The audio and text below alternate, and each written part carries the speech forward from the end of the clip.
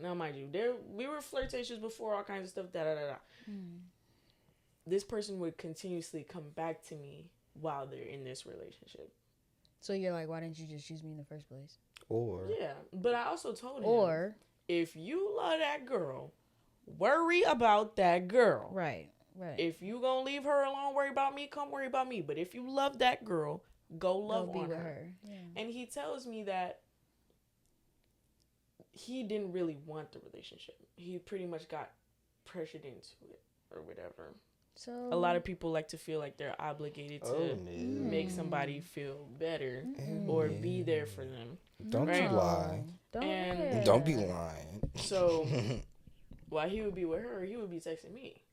And I told him, don't speak to me. Don't do that. Don't speak to me if you're worried about her.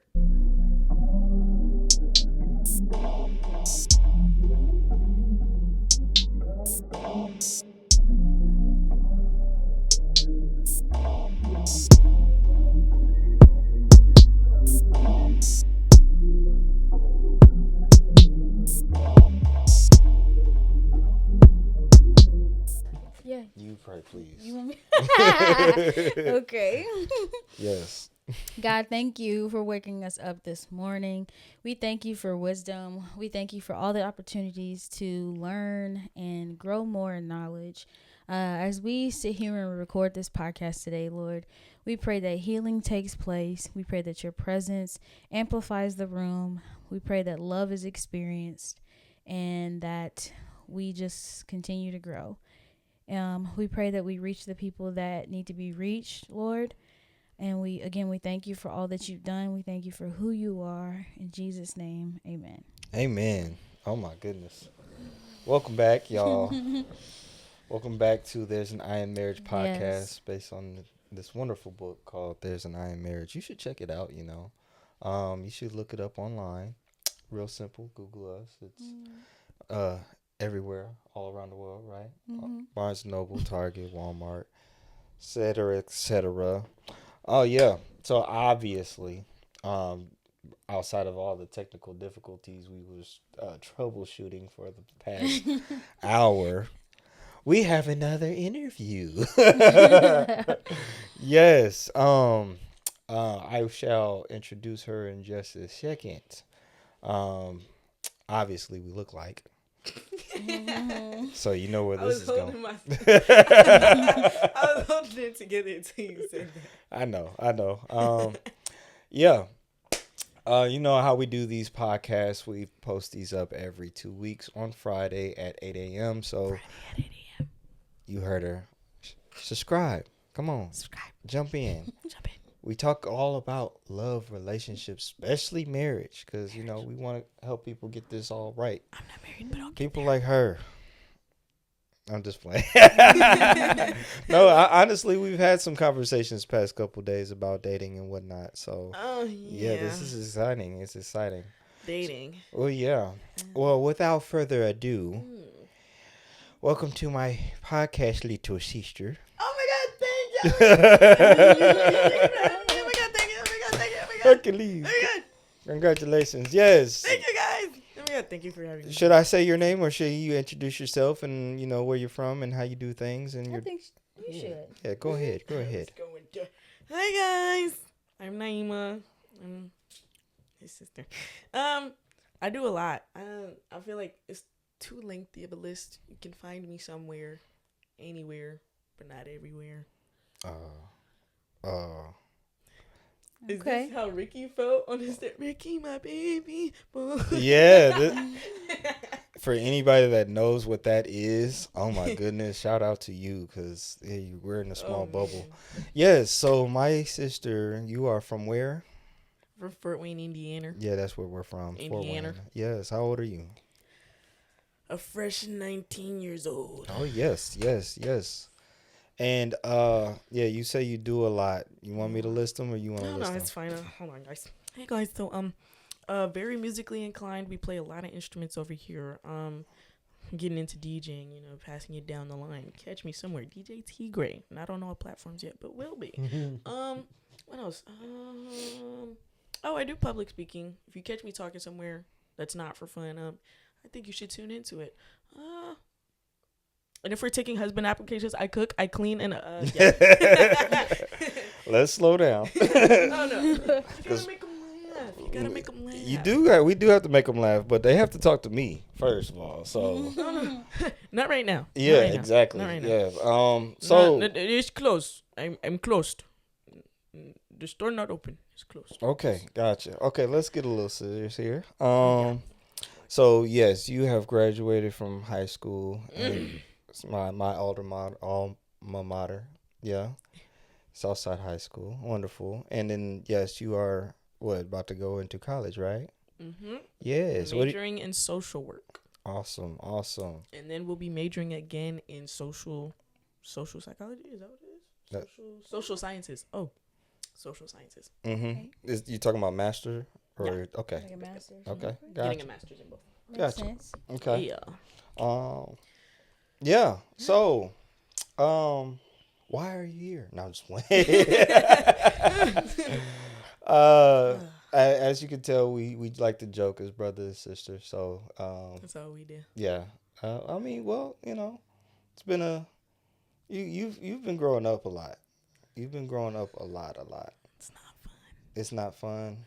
Yeah. Welcome to the adult world. The only fun part about it is the mignon, the cheese, the cheddar, the green. Okay. Yeah, that's true. That's definitely true. Minus the bills. Minus the bills. So, where do I even want to start? Where would you want to start? Okay. I'm glad you passed the torch. You need some time to calm down from earlier. Yes, I do actually. Well, basically, since you've already laid the groundwork with saying like you already graduated high school and you're about to start college. Yeah. Took a gap year. As far as the transition for anybody who is 19 or younger watching, or even those like older too, what was the hardest part of that transition from high school to becoming a pre-college student? Yeah, let me get into that Master Uguay-ness. Especially in this day and age, because I graduated years ago. So a long time ago. Good Lord. Yeah. In all seriousness, for one, in this day and age, it's definitely hard because nobody really takes anything serious. Mm-hmm.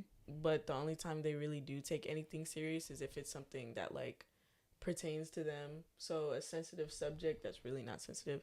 If you were to say like right now that you hate Taylor Swift and you want to graduate and do something so you don't have to pursue that and do what she does, there's going to be like 30 million people after you like, oh my God, you're the worst person ever. And it's like, that's the only time they'll take something serious is if it only pertains to them or if it only benefits them somehow.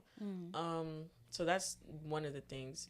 But my biggest struggle that I would say I'm currently over, I took a gap year after graduating because, for one, I had some issues. A lot of the schools weren't really consistent. But for two, I also wanted to understand myself more. I felt like I was a very emotional person all throughout high school, and I never really gave myself time to like build proper habits or be consistent at anything. Like, I was consistent with the sports. Yes, love sports. But it's like I would do the work, but I would never turn it in. So it's like I never really had anything to show for how smart I was or really how good I was at everything, because it was always these questions like, where did you get all these skills? How do you know how to do all this? But your grades aren't really reflecting it, or there's not really a lot of things. You could have been an honor student, all kinds of things. When you're in a generation with people as unmotivated and impulsive as the one now, there's not really a lot of main figures that'll keep you in a headspace where you'll get everything done compared to the huge jump in, age between you and your parents. That's at least if you have parents that are at least, between a smooth 40 to like 55. Those are parents that are, more elderly, and not in a negative way, but they're more determined to keep you on track compared to a lot of people my age whose moms are 33 and like to be best friends with their kids and smoke weed and do all kinds of stuff with their kids and just, grow with their kid instead of growing to understand their kid. So it's a huge difference in that. And it's even harder when they give everybody the same opportunity that you have to work twice as hard for.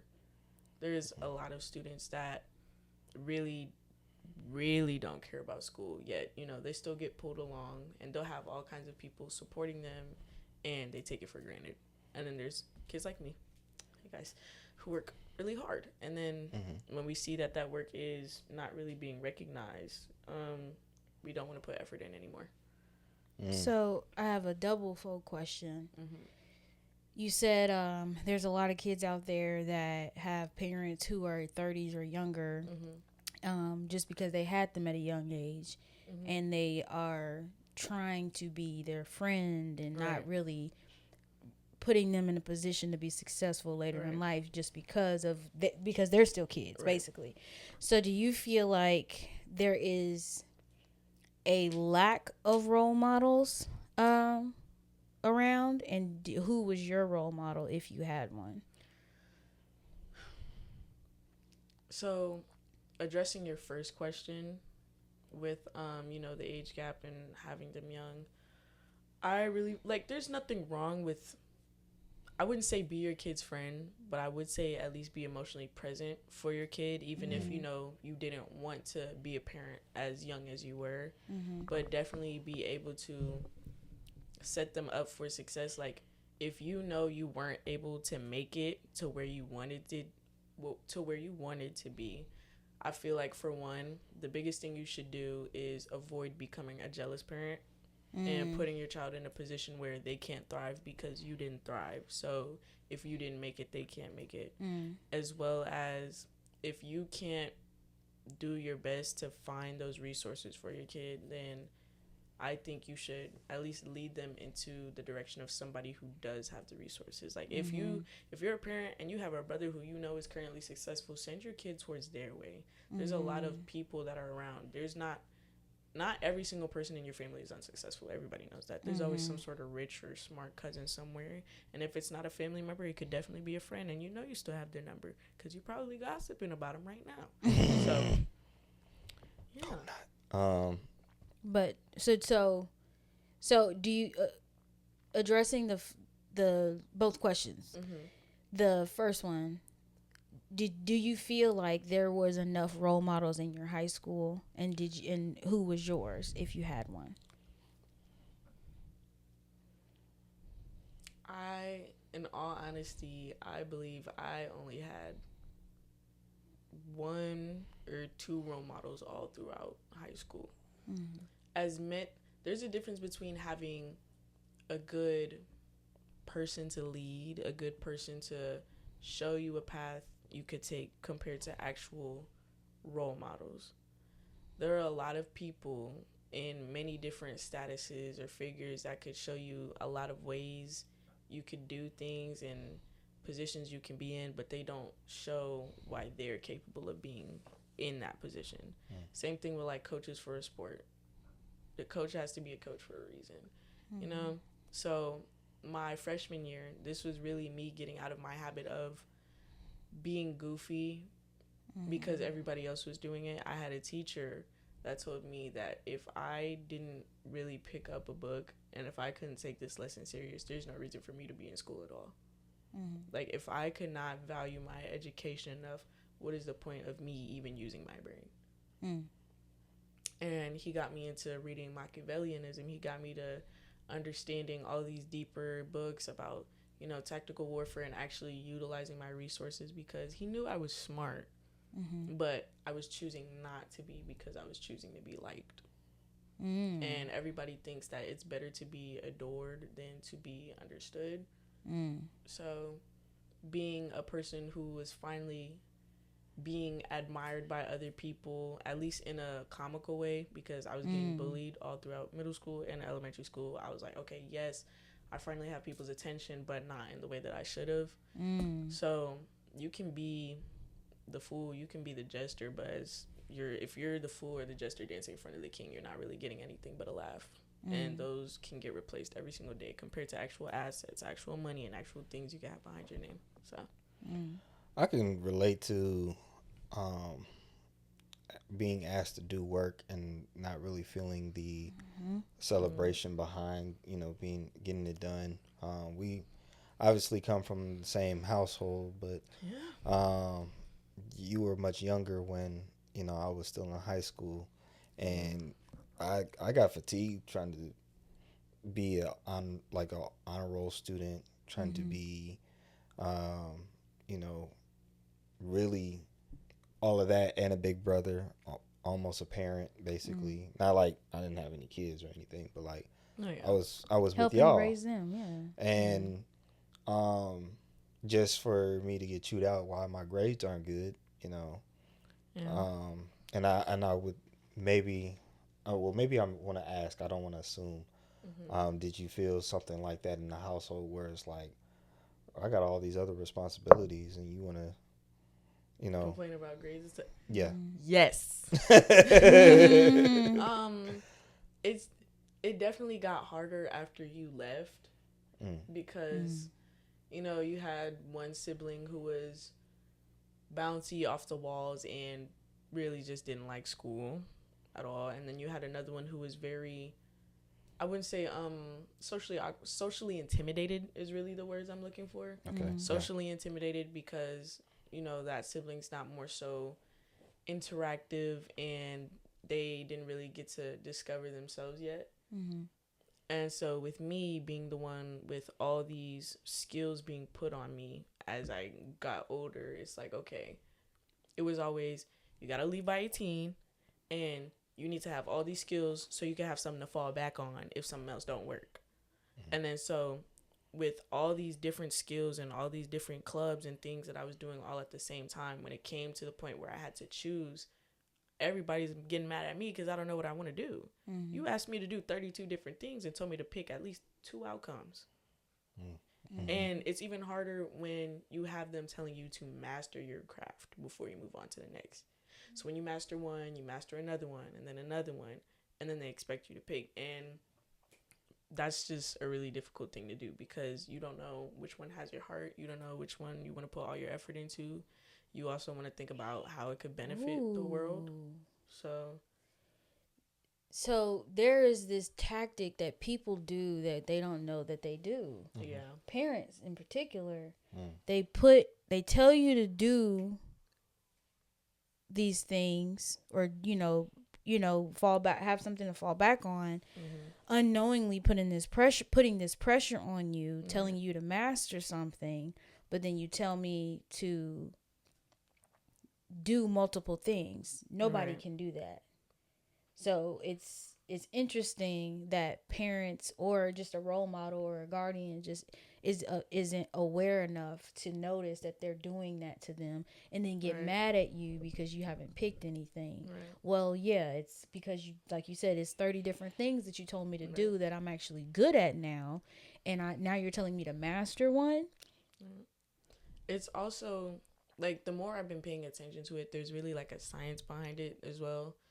Obviously there's sciences to everything, but when there's a lot of responsibilities that they never could handle all at the same time, especially having a certain amount of kids, they're always having somebody else to rely on to follow behind with it. So it's like kind of like a CEO, and then you have certain, employees. It's like, okay, you're in charge of this, you're in charge of this, you're in charge of this. And then based off of whoever they think is most likely going to be more preferred or more successful, they either hand you more responsibilities or they give you less responsibilities. Depends on the upbringing. But for example, if I get good grades, if I do all these things, I have all these recognitions, yes, you could be really insanely proud of me, but that doesn't mean you'll give me less of a load of work. It's going to mean you're going to have heavier expectations. It's going to mean, oh, since you're capable of doing all this, I expect you to be able to do 20 times as much and be able to keep continuing it. Compared to those who don't really put as much effort in, who don't really care. They're just going to ask you to like take out the trash and go on about your day. It's not a lot to them, because if they don't see you really putting in that much effort into yourself, they're not going to expect you to put that much effort into anything. And that reminds me of, something being told to me was, why expect a $16 an hour job if you treat yourself like you're $13 an hour? So you can't really expect much if you don't carry yourself as much. But back to the main point with, when it comes to value based on how many responsibilities you have, it's not going to get easier if you have more responsibilities. It's not going to get easier if you're smarter, if you do more. And that's really the harder part about it. everybody thinks that you're a huge resource or like a gatekeeper in order to get access to something. So if you know I'm really good at math, if the whole school knows I'm good at math, everybody's gonna come to me to help them with math. Mm-hmm. Everybody's gonna bother me about math. Mm-hmm. And then there's gonna be people who are really dependent on somebody who's good at something else to get them further ahead. Oh, well, I heard you're good at math, so now you have to do my math homework. Now you have to get me further. Why? So it can make me look good. And like nobody really thinks about how that person feels in that situation. So it's a maturity problem. It is. It's definitely a maturity problem. So we can say it's a maturity problem on their end. Mm-hmm. Would you feel like, or would you say that this is a lesson for you to create more boundaries now? In a good way. No, yeah. A healthy boundary. The thing about boundaries in this specific generation, nobody's going to really respect them. Nobody's going to respect your boundaries because they will always find a way around it. Is it important that they respect them or you respect them? How do you feel about that one? I think it's important that you stay consistent with setting them. So you respecting them. Yeah, but like I said, no matter how much you stand on your boundaries, there are going to be a lot of people who don't respect them. Can I offer a thought? Mm-hmm. And you let me know if I'm kind of on the right path. Something I've noticed Mm-hmm. from my life and now having this conversation with you is that when you're between the ages of graduating from high school to about maybe 30 years old, you're going to go through this process of realizing that number one, boundaries are important, but like the moments where you ignored your boundaries starts helping you build the reasons why you want to have boundaries. Mm-hmm. When you were in your home, your parents told you boundaries or the lack thereof. Mm-hmm. And if they explained why the boundaries were important, then cool, you understood them, or you said, you know what, I still want to figure it out on my own. Long story short, I'm thinking people are just basically figuring everything out because they keep going through whatever they're going through between the ages of high school and about maybe 30, 35, 50. Some people don't ever get it, but you get what I'm saying? Like, yeah. you feel like because you're young, nobody understands boundaries because either they grew up without boundaries or they just haven't experienced the need to put up boundaries. I would agree with that. Parts of it, from how I see it, like if we're talking about specifically people my age and consistently around my age, I think it's more so between the struggle of upbringing and escape. Mm-hmm. So there's some people who kind of like the Stockholm syndrome in a sense. There are some people who develop a bond to the trauma because they were never able to be consistent with their boundary. So if I'm so used to this specific thing happening, if I get to a point where it feels like it just can't be fixed, I'm going to bond with it because I think it's just meant to happen. So it's a mindset thing. Right. Mm-hmm. And then there's certain people who have the escape method with it where it's like, okay, I've seen what alcohol has done to people in my family. I've seen what alcohol has done to friends, things like that. I tried it. I don't like how it tastes, but I like the feeling it gives. I know the consequences of it, but I'm going to keep indulging in it because it gets me away from whatever I have to think of. And nobody really cares about, what happens when you're drunk. We're all drunk. Drunk thoughts or sober thoughts, this, that, and the third. Or, oh, if I like this person and I'm drunk and they're drunk too, we can get away with having sex. We're both drunk. It doesn't matter, So a lot of people like to bob and weave around certain consequences or certain things that happen through an escapism mindset with that. Yeah, I've been there. Like, just going to college and there's parties or there's, alcohol involved or whatever. Like but you don't think about what you're doing or how it affects somebody else because you're trying to escape whatever you're feeling. You're trying to get the most out of the night or whatever. So, yeah. I I don't mean to cut you off. My perspective is like two-sided because two things can always be true Yeah, no, at the same absolutely. time. So like, granted, there's people out there that don't respect boundaries, right? And it could be either because they haven't set their own, they don't know what boundaries even mean, and they're trying to escape their own, trauma by, whatever the case is. Mm-hmm. Like, that's true. And I feel like for me, what I've learned is, although you may not respect my boundary, if this is something that I know I want, I have to create that pattern in my own brain and make sure that it's always respected and valued. So the only way that I know my boundary is respected and valued, or I know when it's being crossed, is when out of it's when two emotions show up. Mm. Disappointment and sadness go hand in hand for me, and anger. My therapist has taught me, if those emotions show up, or any emotion shows up, it's because something is being crossed. And if those show up, instead of exploding out of anger or crying in sadness and secluding myself and allowing people to do what they want because they don't know a boundary, I have learned to sit down, process, not cut those people off, but to actually voice my concern, how and say it with love. And I cannot take on their dysregulation. I have to set that boundary you have to set boundaries in boundaries. That's the crazy part. Mm-hmm. So setting a boundary in a boundary, because people will point fingers at you and say it's your fault, you made me do it, you allowed me to do it, XYZ, all these other things. But whole time, like, no, that's because you're dysregulated. I told you I didn't like it. I'm telling you how I feel.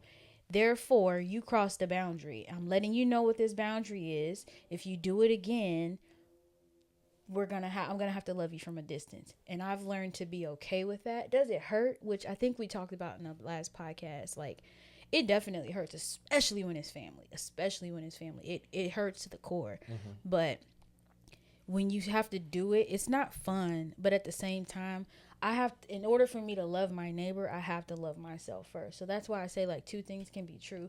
So like, I don't this sounds awful, but like, I don't care if you don't respect my boundary. I don't care if you don't have a boundary. I will help you get one if you don't have one. But for me personally, I'm going to respect my own, because if you don't, so be it. But I have to, because if I don't, I am going to get so dysregulated at night. I'm not going to sleep. I'm probably not going to eat. It's been times at night where I didn't eat because I was like, oh my gosh, like, did I hurt this person? Did I do this? Did I do that? I'm worrying about somebody else before myself. And then therefore I'm not loving myself, then therefore not loving the other person correctly. So that's just my perspective on it. But I did have a question for both of y'all. Okay. When it comes to boundaries, role models, this generation in general, like, what did you feel like you wish you had growing up that was not there? You want to go first? You're gonna have to give me a second. And it could be one thing, it could be 2, 3, 4. Like, it doesn't have to. And it could be something really big, something really small, but something that probably you wish you had. I think I wish I knew how to set boundaries growing up. Honestly, not saying that our family is like dysfunctional by any means. We're not. I think there's a lot of love. There's a lot of wanting to be good, but we're so kind-hearted and loving. Y'all are. And we want good for everyone. And if there's a way that we can help, we want to. We don't turn away strangers too often, and that's a good thing, right? Yeah. But having boundaries where you're able to say, no, that's not for me. That's not healthy for me. That's not going to help me. Not saying like it has to benefit me all the time. We're not self-centered. That's really just our family. We're not self-centered, but it's okay to back down when it's not your calling, or when it's not meant for you, or this is going to bring you down even more. And I feel like that seeps even into our dating and marriage. Well, no, not our marriage, but like Your relationships. habits. Your Yeah, habits. our Yeah, habits patterns. in our relationships. Yeah. We don't, like, because we love so hard. We don't set those boundaries, and anything and everything can happen. So not just for other people, but for yourself internally. Like I know if I watch this one Netflix show, I'm going to binge watch 12 more. Like just for example, not saying it's you or anybody, but like those internal boundaries. Like okay, in this relationship, I know I overextend myself. I need to set a boundary and make sure he or she does their part too. Yeah. Okay, that makes sense. So I have 3. um, for one, and it's like a lot of these aren't really to be taken lightly. The first one is grace. I feel like grace is definitely a big one. People within the family overall, um, we're very, again, giving people, very gracious people, but we tend to feel as though as I was gracious enough to do this for you, so I expect you to do double back for me. And it better be good. I expect you to return all of this favor to me because, for one, I gave you this, and you know I would be willing to do so much more for you after. So you should just give me the double now. Why don't you want to do the double? Oh well, I'm gonna look at you, a little strange because I would give you everything. I love you. I still care, but I just personally think that you owe me that. You owe me that. And I feel like growing up, nobody should really be held at a debt expectation throughout youth, period. I feel like if you're in a position where you are supposed to provide, you should you should be able to provide willingly and selflessly with the satisfaction that you are doing what you do best, which is being giving and being understanding, being loving. That's what your motive was. That's what if that was your motive. If that was your motive. Yeah. And even if it wasn't, you can grow too. The second one, I'll say transparency. There's a difference between what's the word? There's a difference between what is, oh my god, the truth. Is that not really the truth? There's a difference between being honest, yeah. And there was like a specific word I was looking for. Cause vulnerable. Thank you. Okay. Vulnerability compared to transparency. Vulnerability is you overall taking the course of action to be willing enough to be honest and present about something. To be empathetic enough to have somebody understand. Hey, you've been in their shoes, or you're willing to be, again, present with this person. But transparency, I see that differently. Transparency for me is really just being able to be there and be understanding of whatever the situation is. And yes, that sounds like as empathy, but if I have a strong belief, right? If I see things a certain way and you believe things a different way, I think I should be transparent enough to take in what you're saying and process it.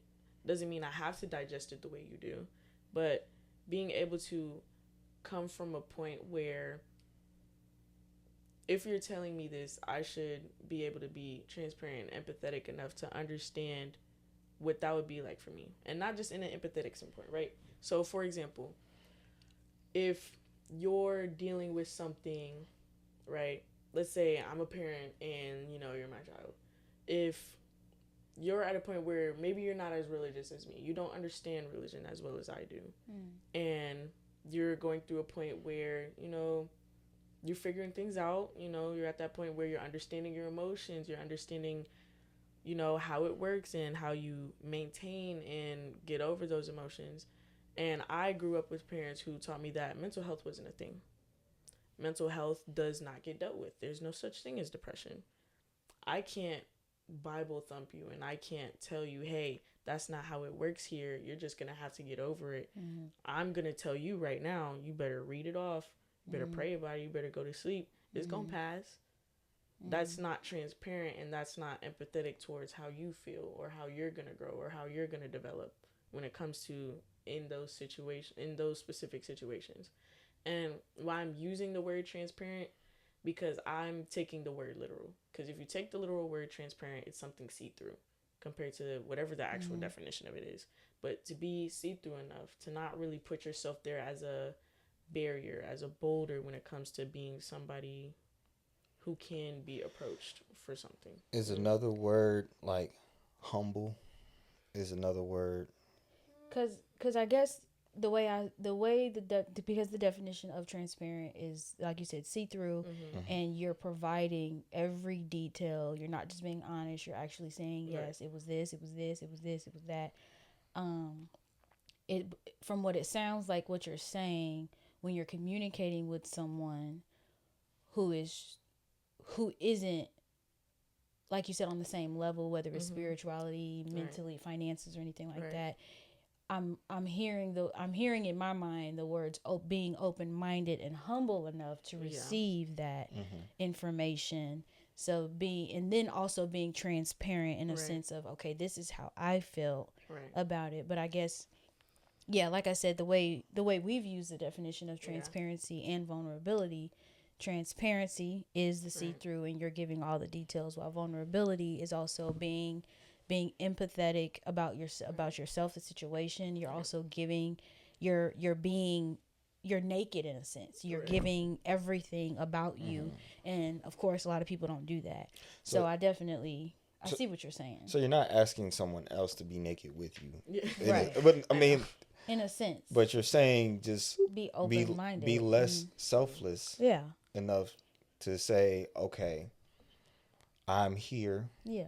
And whatever you're feeling is a real feeling, and I will allow you to take that space long enough for you to process. I just feel as though I'm likely in the position right now where when it comes to using some of these words, I can't really give the best interpretation on them because I haven't seen the best examples on, not just how to use them, but people demonstrating it. Fair. And that's why I'm saying transparency instead of vulnerability, because anybody could tell you anything.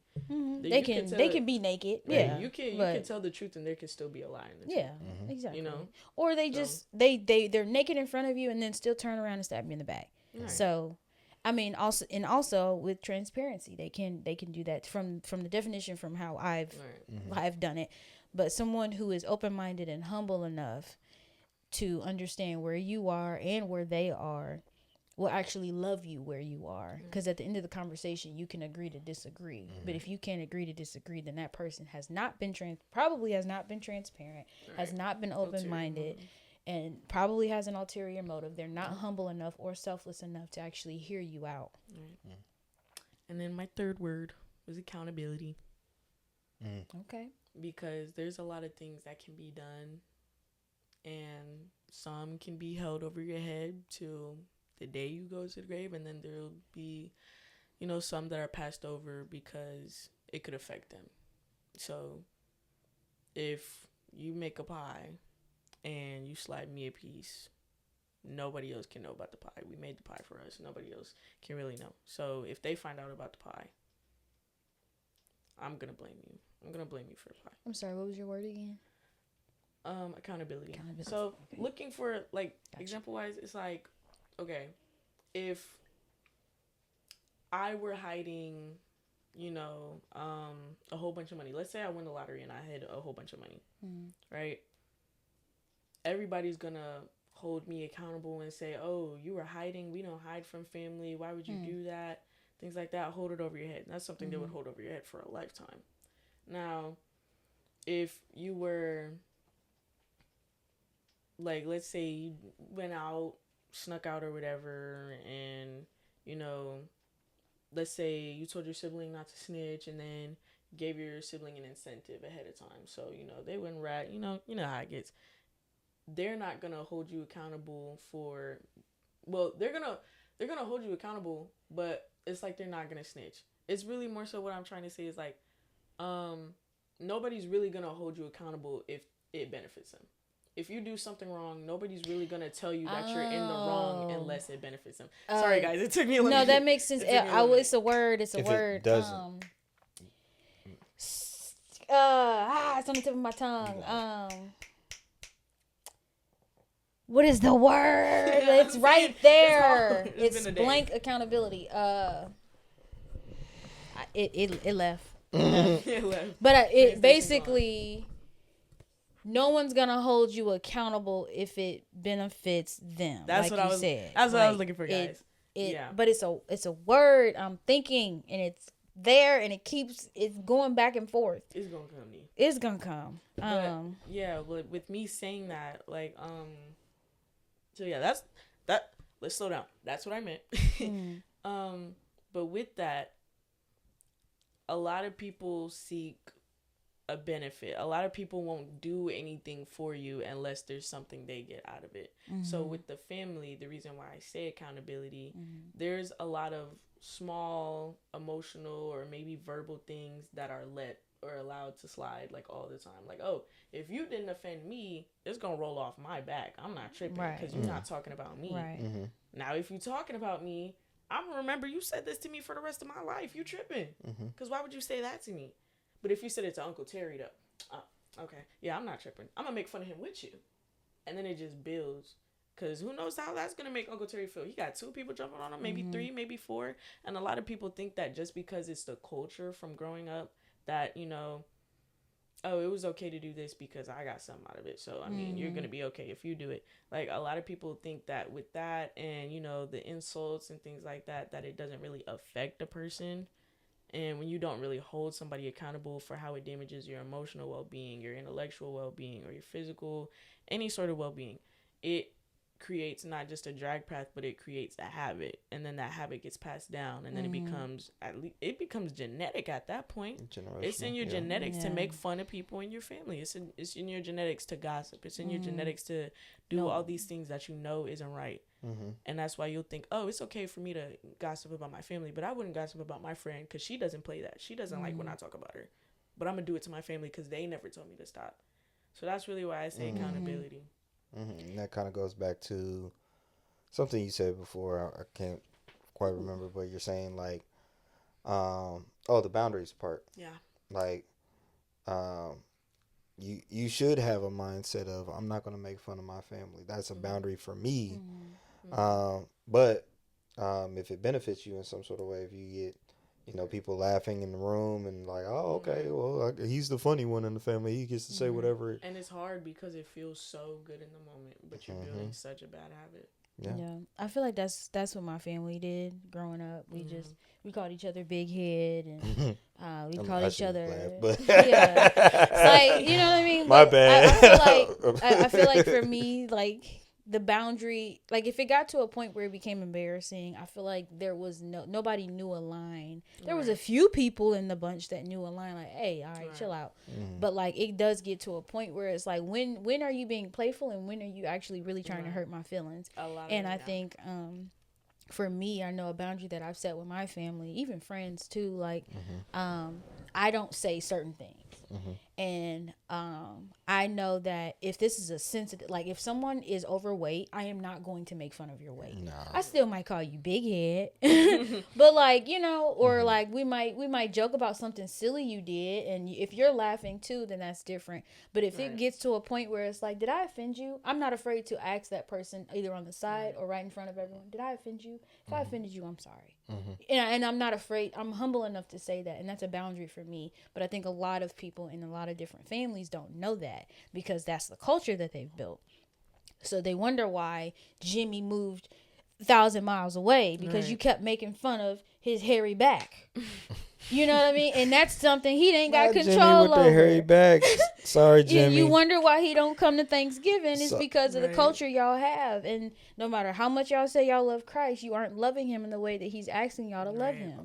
So just setting, and Jimmy set a boundary. That 1,000 miles away boundary. So, and I miss you. So I have a same question, but on the opposite spectrum. What was one thing that you appreciated growing up?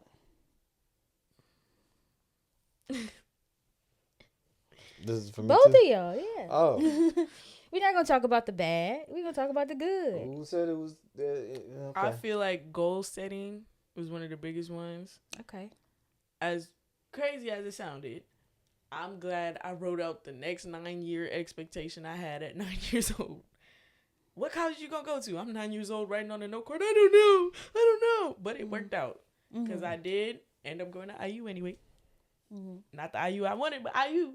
Hey, having expectations for myself, expecting myself to have bills taken care of by a certain age or have a certain amount of things that I should own, like, you know, like a Roth IRA, a car, getting an apartment. I'm finna move out. Shout out me, y'all.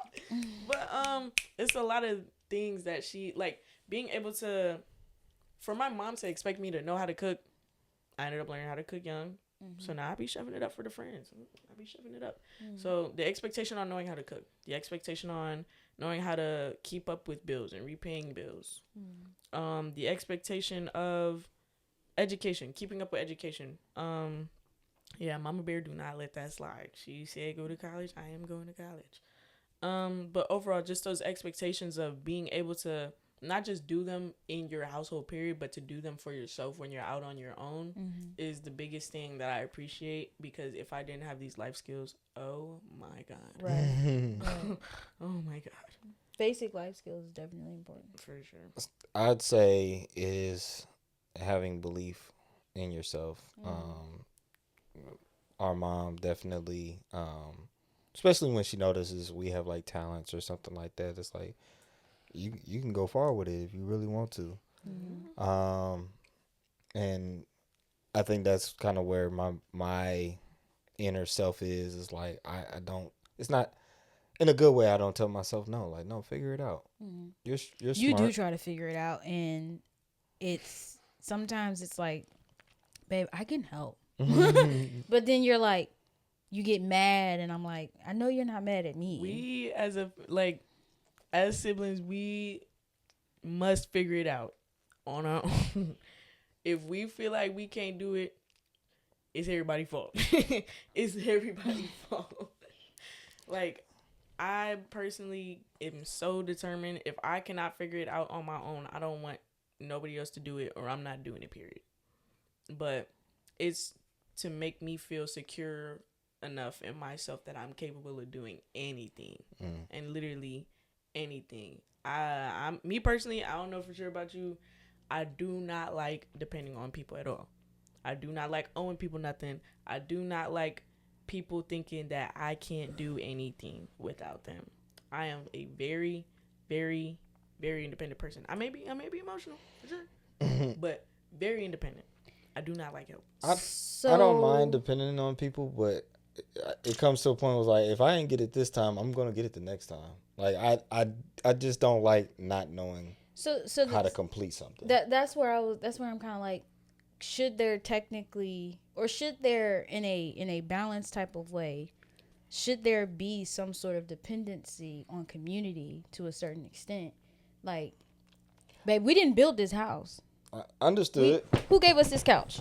Understood. You know what I mean? So that's is there some, my question is for the both of you, is there some unhealthiness to that non-dependency and trying to figure it out? I have the better answer for this. It's not that we don't believe other people can help us. It's not that we don't believe that other people, like, we know people love us and care about us. It's more so an internal thing within us that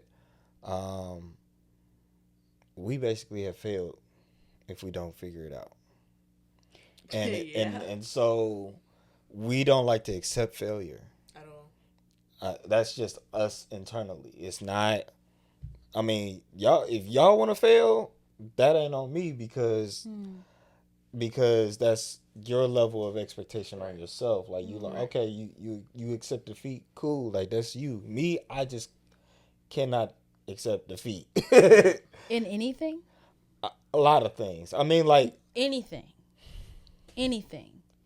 If you fail one time in your life, can you live with that? Let me put it this way. No, if absolutely not. If I never cared for it, like, okay, if you tell me to cook some seafood right now, and it better be good. No, it ain't gonna be good. I'm gonna tell you that right now. But even if you care, It's a little different for me. Even if you cared about it, like I want to really try to get this thought out. Even if you really, really, really cared about it, you pushed for it, you worked hard at it, yet you continued to fail. Could you really accept the fact that maybe God is like, I need you to walk away? At my grown age now, yes. But I would have had to exhausted it for real. Like I said, if I ain't get it this time, I'm gonna get it another time. Oh, I don't know. But that's what I mean. Like in my mind, the reason why I have not backflipped in my life is because I never tried it and I never cared to try enough. But the moment I start caring about it, I'm gonna figure it out. Well, yeah, but I guess again, I'm not saying that humans aren't, like, we are all capable of so many different things. But my point being, if God says walk away, please walk away. He knows how much you loves it. He knows how much you care about it. He knows all the choices you've exhausted. Yeah. He knows what would come if you could just get it figured out. But if he's saying to you, if everyone around you is saying, just walk away, why can't you walk away? Okay, I'm gonna say this. Like, again, I'm not super stubborn. I can be stubborn, but I'm not super stubborn. But if there was such a thing where I just could not walk away from it, because there's Even if it kills you. some point in my mind, there's something deeply rooted, and maybe this is not just for me. You know, this might be somebody on the other side of on the camera. There's a part of you that says, like, I still know better, and you just can't let that go. For the reason why we're married now is because I realized I did not know better, and so I submitted myself, to what God said to do. But in the dating world and the dating realm before I submitted myself, I'm like, I know what I want. I'm gonna go get what I want. I'm gonna do what I want to do, and okay, like you were saying, like, you just kind of bump your head, you keep going, making mistakes, and yada yada. So I know I kind of just went in a circle, but I know now that the reason why I may stick to something so long is just because I feel like I just know better, or I need to know better. Like, it's that line between knowing better and needing to know better, and putting that stress on myself to know better. Like, I just don't want to not know how to do something. So could the knowing better be walking away? It could be. And I mean, I agree. Like, there's moments where I have learned to submit, but in my head still, like, to answer your question, is that the reason why is because I still believe I know better. Does that make sense? It makes sense. I do hope and pray that y'all, like, and no judgment, but like that's a heart posture I knew thing. you was gonna say that. And again, it's no judgment. I'm not trying to change y'all mind at all, Right. but I mean, this is a conversation that you two would have to have individually with God, and in the relationship with you that you'd have with him. I just propose that question to you, that if he tells you to walk away from something that you continuously fail at, could you surrender and be humble enough to say, you know what? I consider myself a success because I walked away from something I know better now. If I can't do it, that's okay. This is why I have community. This is why I have other people in my circle. And this is why even in the Bible, Paul talks about how we're all parts of a body. Just because you're a hand, that don't mean you work the same way a foot do. Just because you're an ear doesn't mean you work the same way a nose do. So you're an ear trying to smell. You can't do that. You're an eye trying to speak. You can't do that. You know what I mean? So I just proposed that as something to think about and ponder on. And if it didn't sound like I agree with you. No. I was just trying to make what I'm saying make sense. And again, Well, I was just for all the curious. knuckleheads and stubborn people out there, Okay, hey, I wasn't talking directly to you. You got a lot more I'm life one to of 'em, though. live, but you have the fact that you know you have that self-awareness. You still have a lot more life to live, Oh, and I you'll have a have lot of you'll it. have a lot of things you might have to walk away from, and a lot of things you might have to have the courage to face. So That's the thing. I really hear, understand, overstand, side stand, This the left one you need to stand, talk to. overall stand. I promise you, I do. But I know it's not necessary. I know it's not. I know for a fact it's not necessary, chat. But me personally, it is my duty. It is my personal duty to achieve what is unachievable. And listen, no, hear me out, chat. Hear me out, hear me out, right? If God would tell me to walk away, right? The reason why I can't see me walking away in any situation is because he hasn't shown me a reason to. He hasn't shown me any situation where I needed to walk away. Yet. does he owe you that? No. I'm not saying he done. So I'm asking. I'm asking. No, that. he doesn't owe me that. Mm-hmm. But no matter what trials or tribulations come, there's a lot of faith needed for every action you do. There's a lot of hope that you need to put in everything that you do. And okay, if you fail, that's fine. For me, I've failed multiple times. And I've taken time to digest it, to understand it, and to overcome the emotion that comes with that failure. Because Lord knows I hate failing, but that's never stopped me from going to try again and succeeding after. After I learned to understand not just where I went wrong in the action, but where I went wrong in understanding myself, it gives me a better understanding on how to go about that action. And it's been a long 19 years. Short amount of time for them. Long time for me. There has been a lot of learning and understanding and failing that I have done. But there has been a lot of success that came from that failure in order to push me to be an even better version of where I am now. So with a lot of the things that I do, again, I haven't been put in a position yet for me to walk away. And when that time comes, I will walk away. But sometimes you got to do a Yui and go right back. And that's how I see it. And I'm going to do that Yui. Sometimes. Like I said, sometimes. Yeah. So that's why I'm amplifying, because two things can be true. Right. Because what we both said could be true. Absolutely. Like, so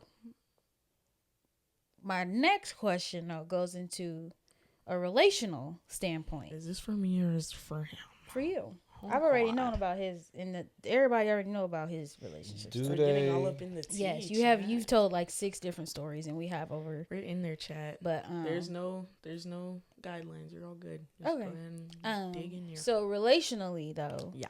when it comes to walking away and trying again, what is something that you feel? What is something? Holy Spirit, help me form this question. What is something you feel that you need to let go of or walk away from in any relationship when it gets to that point you're like, I need to walk away? What is that moment, or have you had that moment of like, I didn't fail, but I need to walk away and I need to stay away? Oh boy. Ruh-roh. There's 3 key instances, and this is after talking to my lovely therapist. Shout out my therapist. 3 lovely instances that aren't really lovely. For one, if I ever get to the point where I'm altering who I am as a person to make you feel bigger as a person, please get out of my face. You have to That's go. a good one. You have to go. Because there's no way I'm questioning myself when you fell in love with me for who I was in the beginning. Yep. And now that I'm a different person 3 months along, you're happier and you feel better about yourself. What about me? And it's not a selfish thing, but what about me? I got to be selfish with myself too at the same time. So that's number 1. If you make me question myself, we're not having a good night. We're not having a good day. We're not having a good afternoon. It doesn't matter. 2, if I don't apply the same morals I have to everybody else to you, then I've lost respect for myself.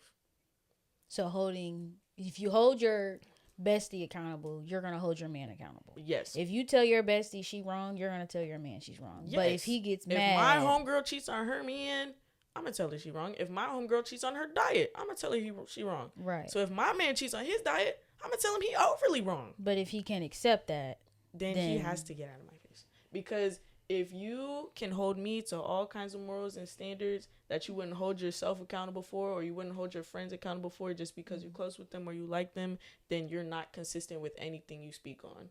You're not consistent with anything you expect. So how can I expect that from you? Number 3, if I come to the crucial realization that sex is the only expectation, the physical feeling is the only expectation out of the interaction, I won't go to jail.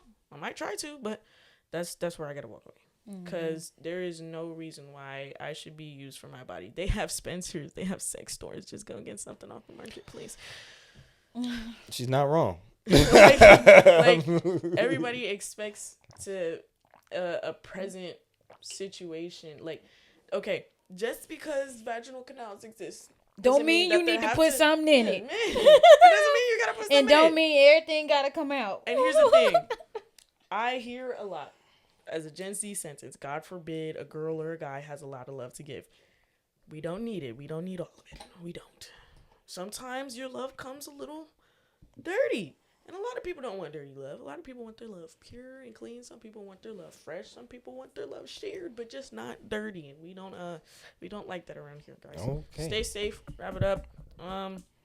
But yeah, please, and this goes for anybody who sees this. No, if you don't follow those 3, I got a bat waiting for you in the parking lot.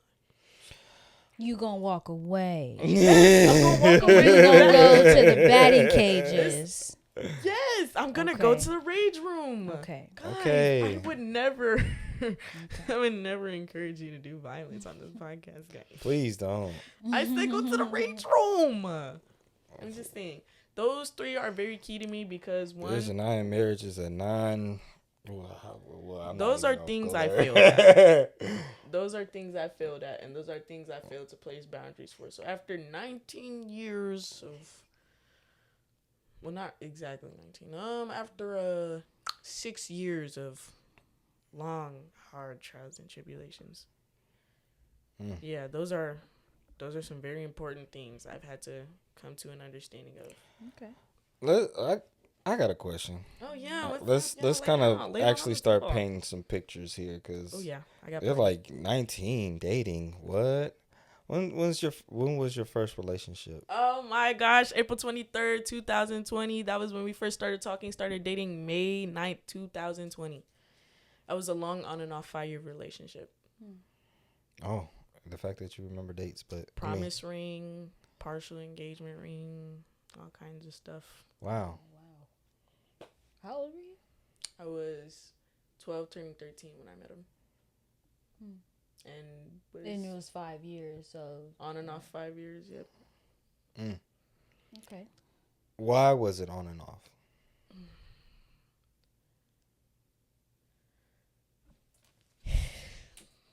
Ew. It was on and off due to one, trauma bonding. Trauma bonding was the biggest problem because for him it was him carrying the load of responsibility for his family in many aspects, culturally as well. For me, it was me not properly knowing how to, for one, take accountability, for two, maintaining my emotions. And then for sure what one of my biggest problems were, how do I say this? I didn't like letting people down at all. So if I let somebody else down, no matter how important somebody else was to me, I do everything I could possible to salvage everything and keep everything peaceful, all in one piece. And that was one of the biggest problems. So overextending yourself. Overextending yourself. Overextending myself for sure. And as a also, kid too. Yeah. And at the same time, at a point where that was a very crucial point because one, it's like getting ready to end middle school. Right. And it's also a point where, okay, puberty becomes a thing. You start looking better. And me, I got bullied. Y'all was mean. I got bullied. So now that I'm finally starting to become attractive and I'm getting all this attention that I'm not used to, I'm like stupid feeding into it. Stupid feeding And into it. your it's kid. like, you know? But at the time, I didn't really take that into, because I didn't really take being a kid into consideration because I felt like I'd always had adult responsibilities for so long. So because I never really got to be a kid, I never really seen myself as a kid throughout a lot of my childhood. So why did you want to be in a relationship at such a young age? Because I felt like if it was easier for somebody to admire me, knowing I didn't love myself, I didn't have to do it. So if I didn't have to do it, I wouldn't have to worry about, you know, trying to upkeep myself. If there's somebody else who's willing to put all this effort into me, then okay, I don't have to do it as much. I don't have to think about what I don't like about myself that much because there's somebody else to tell me what they like. He's telling you you're beautiful, you're smart, you're this, Kinds you're of that, stuff, yeah. da, da, da, da. So that, and I think that's just human nature. Mm-hmm. Anybody who, like, we all want that vessel to be filled, and we want people to tell us we're great. You're an amazing friend. You're an amazing person. You're an amazing lover. Yeah. You're this, you're that. And it starts young. It also starts with that applause, yeah. like, oh my gosh, you Yeah. ran your way. Like, you know, you But did all this. That also came from having parents who had big expectations, and when you didn't get that approval, it pushed me to the point of looking for that approval through other people. So if I didn't get as much as I wanted to hear, I looked for it in another person and another person and another person. And that was what the first problem in that relationship was. Like, yes, you do this for me, but okay, there was a lot of emotional clinginess, because it's like, okay, we already trauma dumped like crazy. Right. So you know everything, I know everything, and now we feel like we gotta rely on each other or the world's gonna fall apart. Y'all backs against the wall, like Yeah. well, backs. Y'all back to back. Yeah. Trying And to then fight when the it world. got to the point where I started to understand that not just I was having some, you know, mental health issues, but I was also in a point where I was starting to understand that I've never really took in the concept of individuality. Like, okay, childhood, grew up with my siblings' friends. Never really got to have my own friends because was getting bullied. And then, you know, okay, him and I knew all the same people, this, that, and the third. I wanted to get to know myself more because I never really did. You know, it was that crucial realization that a lot of my personality isn't mine. It's just things that I've adapted and picked up on. And so when it got to that point where I wanted to have more of that individuality and have my own friends, and he has his, it was a problem because we've already spent so much time being like attached to the hip, and then since then it So when just you separate, it's like, well, you're my best friend. You're Right. my best friend, but like Pretty I much. have other You friends. you wanted too. to figure out your I. Yeah. Like how we have there's an I in marriage. Like you wanted to figure out your individual. yeah. And I didn't really get to do that up until this year. That's what I'm about to say now. Yeah, You are. definitely like this, like 2026 this year. Yeah. Okay. Like now. In a good way. First of all, like, and this is just encouragement for anybody who's probably feeling the same way. Like, Put yourself first, guys, please. it's never too late. I mean, Never. like, you may feel like it's never too late, and we're sitting here thinking like this is the perfect time for you to figure everything Yeah, out. I feel so late. I feel very late. You're not. And I understand that now. Yeah. It's just for me why it feels so late is because again, I feel like I've been having to do so many adult things for so long, but also because oh my god, my brain just farted. Also because I see everybody doing things ahead of me. Everybody's already like now there's a lot of people I know who are having babies. I'm not having no baby. No. I don't want a kid. I don't want a kid yet. But I do have friends who are currently married. I have a friend who's married, and shout out to her. She's going 2 years strong already. Beautiful. That's lovely for her. There's a lot of people who are able to express that, and there's not as many consequences they went through trying to figure out their love life compared to I did. That's what I was finna say. I feel like it's too late because I've spent so much of my time acknowledging where things went wrong. Acknowledging like, dang, now I feel like I done wasted my time. I done put all my time and effort into you for you to make me feel stupid. But I never did anything about it. Like, I just kept letting the same cycle happen over and over. It's like, okay, I'm going to just hope that the next one's different. Because I don't really think there's anything wrong with me. Well, I know there's something wrong, but I'm not really in the mood to change anything about it. So just stuck being in that loop where I expected things to be different and thought that if I hoped for a better outcome, the better outcome was going to come. But I couldn't do that without doing something for myself. So you feel like you wasted time doing all of that, rather than actually taking the American dream steps. Yeah. But like knowing that everyone is different, and like, granted, just because someone got married at 18 doesn't mean that you'll never get married. And there's people who, you know what I mean, like, just because she rode her bike at 10 and you're 12, that doesn't mean you don't know how to ride a bike. Your mom just never bought you a bike. You know, so it's never that. But acknowledging that you felt that way, it's very hard in this generation dating wise. It's like I feel like Bill Nye with this. They have so many different terminologies for something that are simply just basic things you need to talk to your therapist about. I agree with that. This whole thing about being an avoidant, you can be an avoidant person, but I don't think you were just developed into being an avoidant person relationship wise. And when I say the whole avoidant thing, it's like, oh, I'm yearning for a relationship so bad while I'm single and I can't stand being single, and then when I get into a relationship, I don't want anything to do with you. That's one of the biggest things going on right now. And I kind of feel it, because sometimes I do feel like, because I'm at a point where I've wasted so much time of my life trying to get people to understand me, I mistook it as, oh, I've spent so much time in my life trying to be loved. And so now when I find somebody and I don't really get everything I was looking for in that relationship, I get distant. But I'm not saying I'm an avoidant person. I'm not going to be like, oh yeah, I'm going to say all these things to you and make you feel like I'm the love of your life and make you feel like we're destined to be together. And then when I get you, okay, I divided and conquered, get out of my face.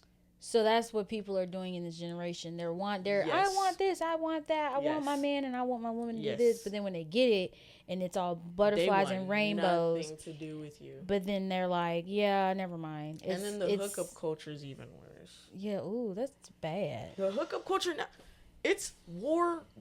Something is, I don't know what year war it is, but it's war. It's war. If your friend that hit this girl, you can't have her. You can't do nothing about it. Oh, if you're my homegirl and you hit this guy that I was saving for later, we're not friends. Oh, and if you wanted to hit with me and I think that you don't look good because you don't like green apples, you ain't getting in this. Like, it's bad. This sounds like a lot of selfishness in this generation. It is, because that is so selfish. Because if I stopped loving you just because you stopped calling me pretty, that's evil of me, because that's marriage is selfless. Marriage is selfless. Relationships are selfless. In order for you to love someone and be loved as well, you have to be able to pour out. It's hard. I'll give you a great example. So let's say I'm in a relationship, right? I'm starting to see signs where it's like, okay, I don't think right now is a good spot for us. Not even just a good spot for us, right? I just think there's some things about you that aren't right, and I don't think this is good for me. If I try to take space, suddenly I'm being told that, oh, you're making me feel disposable, so I was just here for you to, for gets and shiggles for in the meantime, in between time, that's why you was here. You just making me feel it, so you really gonna let it go like that after everything we did together? You just gonna dip? I was just trying to put myself first. I didn't know it was that bad. True story. It'll be things like that. Like, there's so many instances where a lot of people, like, yes, this generation is at a very, very selfish point in their lives, but it's also a faith in avoidance of consequence situation. For example. I was going to say, can I actually break down some things that we've kind of talked about in this podcast and put them together? Because I think, and you tell me if I'm on the right path or not, of course. Dr. Phil. Okay. So we have these escaping people. Yes. Who are, or these, what was the other one? Avoidant. No, we said escape. Upbringings. The upbringings, right? We have these. We have people that are trying to. They're avoiding some boundaries because they want to find things out on their own because they want to get their man, get their woman, get it right now, get it while it's hot and ready. Hot and ready. That's The whole time, a lot of this stuff ain't hot and ready. It's freezer it's burnt. Don't freezer mistake. burnt. Please stop rushing it. So in this pursuit, because we don't understand boundaries, we don't understand what we actually want out of life. We're just going out after it. You do all you can to get in somebody's face. Oh, and pants. And pants. Yeah. And so then by the time that reality hits where you actually had no plans for this person, you didn't know if you wanted to be with them, you didn't know where you were going to live, where you were going to stay, if you're going to finish school, when you're going to finish school, yada, yada. The inconveniences of a relationship when reality actually hits because you're actually thinking about the things that you need to do, your responsibilities and such. Yep. This person cannot fulfill more than being in your face because that's what you want. You wanted them to be in your face, but now that they're in your face and you have no other plans, this is just not going to work anymore. Yeah. So now you're avoidant. Now we're calling it something. Well, honestly, it was just the dating practice was just off. It's terrible from the beginning. It was off. You started with that's. First of all, well, you know what? Thank you, Holy Spirit. You started off with a natural desire, a human, natural, physiological, normal, healthy desire. Absolutely. But you somehow, some way, with no guidance, no boundaries, no standards, took that course on your own, thinking you had all the tools, and you went into it saying me, I, and I hope that they like it too. But then when reality kicked in, like you said, the responsibilities of an actual relationship, romantically or not. All of a sudden it's too much. Is that my mom? Probably. Oh no, it's the backyard. Sorry. Okay. Sorry, but romantically or not, the responsibilities of a relationship became more overwhelming than the responsibilities of life, and you were faced with the choice, a normal, natural choice, actually. Yes. So, being someone who still didn't have those boundaries, that guidance, you chose your responsibilities rather than the relational responsibilities. Instead of thinking, you know what, we can combine both. That's what a mature person with boundaries, goals, and actual regulation, and they have a path of what they want. They would say, you know what, we could probably join responsibilities. We could work this out. I don't have to be avoidant. And that's what I'm saying. This is because they're lacking so many things, and all this stuff is natural. That's why I keep saying this. This stuff is natural. It's a natural desire. It's just the way we're going about it. So there's another. So a lot of the concept for this whole relationship thing is even if they don't want you in their face right now, depending on how they address you while you're cutting things off is going to be the result on whether they reserve a spot in your life or not.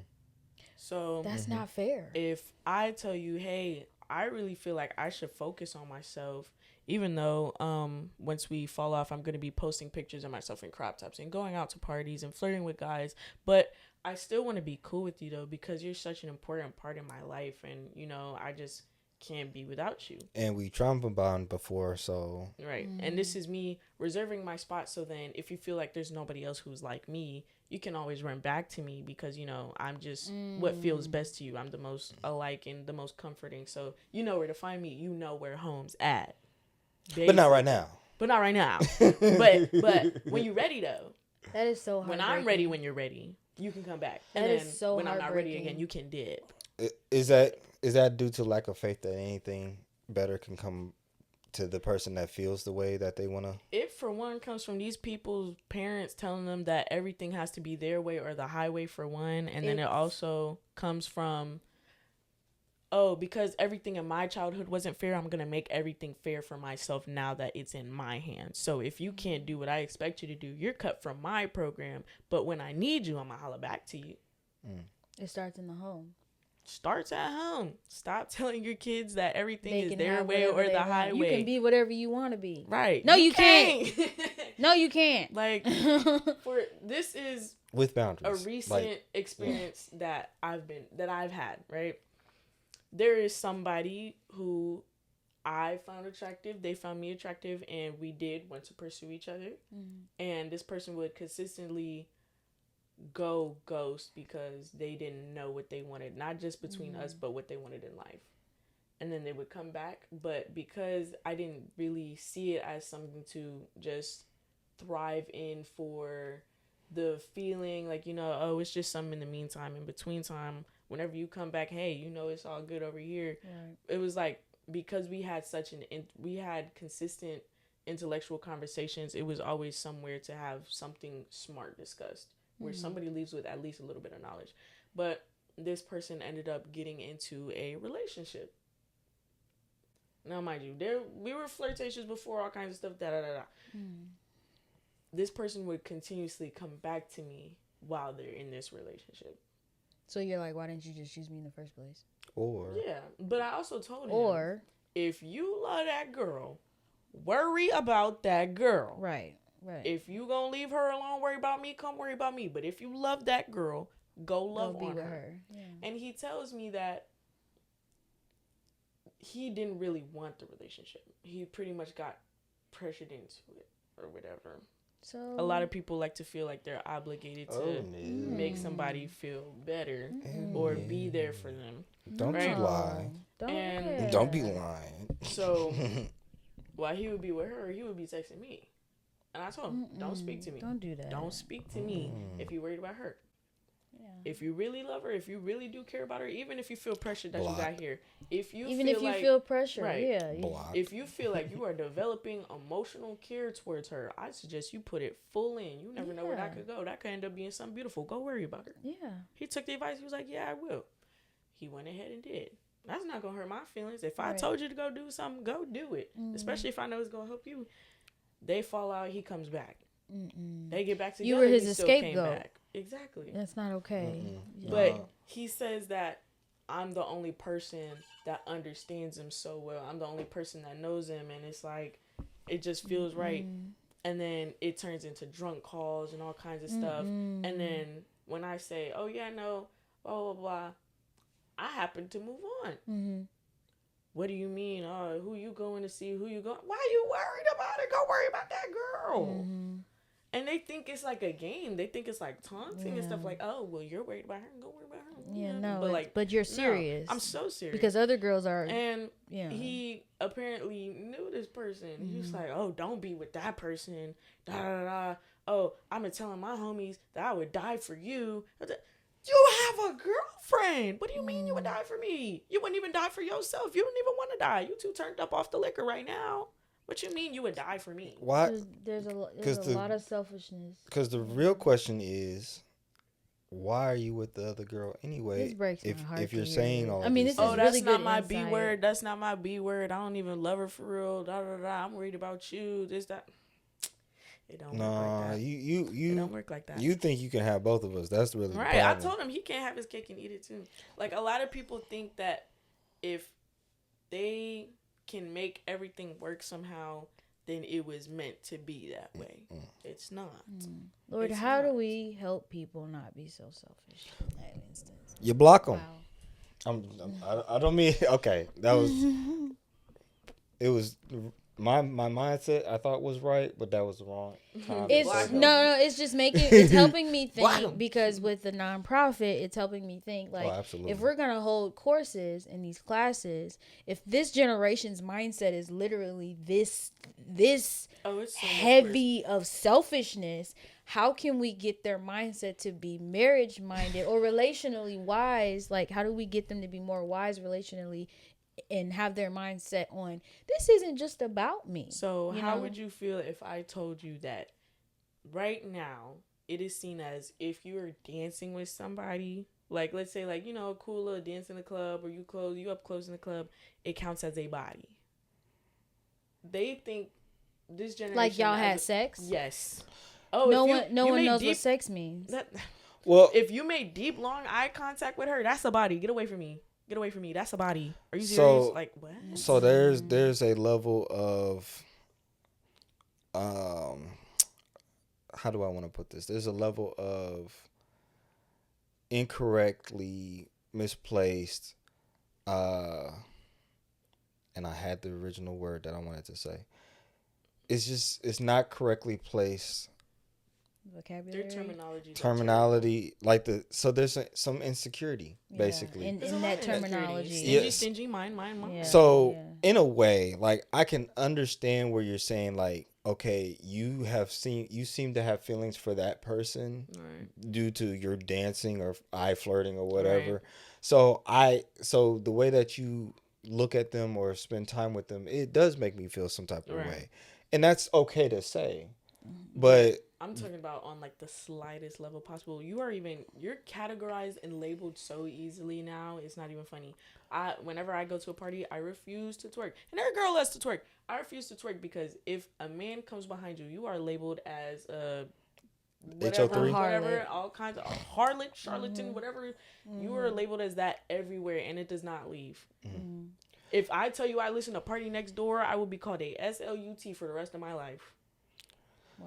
well, I'm not saying that I agree with that. I'm not saying that. Right. So my generation, there was this breaking of like, okay, when you dance at a party, you were supposed to dance at a party. You're right. Everybody, yeah. Everybody danced at a party. You're seen as a And weirdo if you dance at a and party. if you danced with multiple girls, it wasn't really an issue either. But once you start entering a relationship, that's when it became. yeah, at first it Yeah. was still a gray area too because like we was at the party.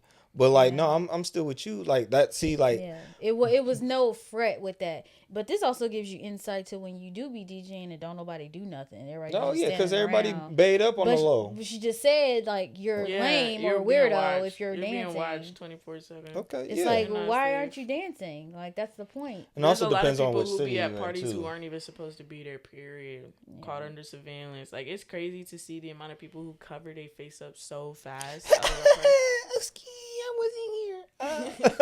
You want to be seen, but you don't want to be seen. Literally. It's so weird. Like, just know I was outside, but my man can't know that I was outside because he said I'm not supposed to be That is- outside. I've seen So somebody. this is such a generational gap because there's like my generation who still goes out, but they also like, it's not that they're trying to be seen, but like if a camera is in their face, they're like, like I'ma let turn my up. man see me, Right. or let my girl see me, and it's so yeah, different. It's not like that now. No, It's so different. I think there was some people like at Crab 99, just the restaurant. I'm doing karaoke. I'm not even playing any twerk songs or anything like that.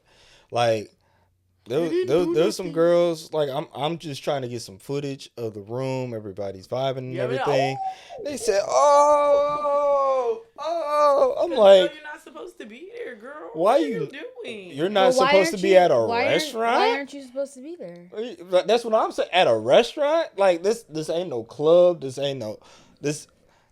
It's a See, restaurant. What are My you afraid of? generation, our terminology would be, if you out with them homegirls that I told you not to be with, then birds of a feather flock together. If she be getting around, then that means you probably get around too. So you probably got a man you see it on the At a low. restaurant. At a But restaurant. but I mean, I get I'm what you're saying. Literally exactly that. Literally exactly that. But it's your bestie's birthday, who he or she's cool, it cool. Oh, with. he don't care if it's the best friend But- birthday because he don't like the best friend, either because she rejected him in the past or her you- friends didn't want to get with him. This is It's so many reasons. And selfish. This is so Like crazy. it is a pattern. Like if I'm a regular random girl, aside from the fantastic person I am right now, a regular random girl in Gen Z, and you tell me as a guy you listen to Drake, I'm gonna think you get around. If you tell me you like Party Next Door, I'm gonna think you get around. Oh, you have LED lights in your room? You must be taking down a lot of girls. Oh, you don't go to the gym? Oh, so Babe, we You got LED just lights weird. in the living room. that's what I'm saying. They gonna call y'all freaks for that. You Now wear you done forces. put it out there. You wear forces. But when you come over, people who come over, like, they know we have LED That's what lights. I'm saying, but You they talking bought them. She bought them. She's I don't the even one remember bought that. Snap. But like- it's so many things that they'll label you for. Like, if you dress up alternative, I mean, all black, the piercing, stuff like that, you are automatically assumed as a freak. it. Wait, hold on. If That's you- not goth anymore? No. Yeah, There's so many different subcultures. Used to be goth. Or if you walk up to me and you're wearing glasses. Sorry, this is weird. Okay, now let me take them off. Take them off, please. If you wear glasses or tend to wear glasses, you will be classified as somebody who's really gets down. Like, they'll say, okay. you wear glasses? I know you put it out for real.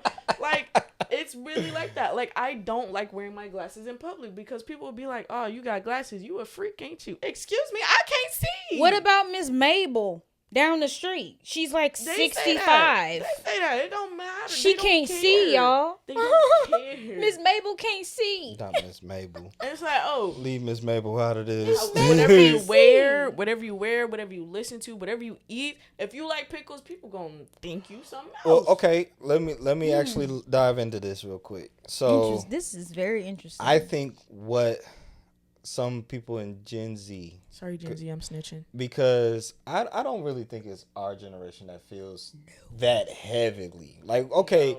we did say some things like that. I'm not gonna hold you. We did say like some the whole things. earring on the right. and the left, She and got a I was gonna She say- got a tongue ring. She got a tongue yeah, ring. Oh, she like, got a so we gap. can't. That's why Like- I'm not gonna judge.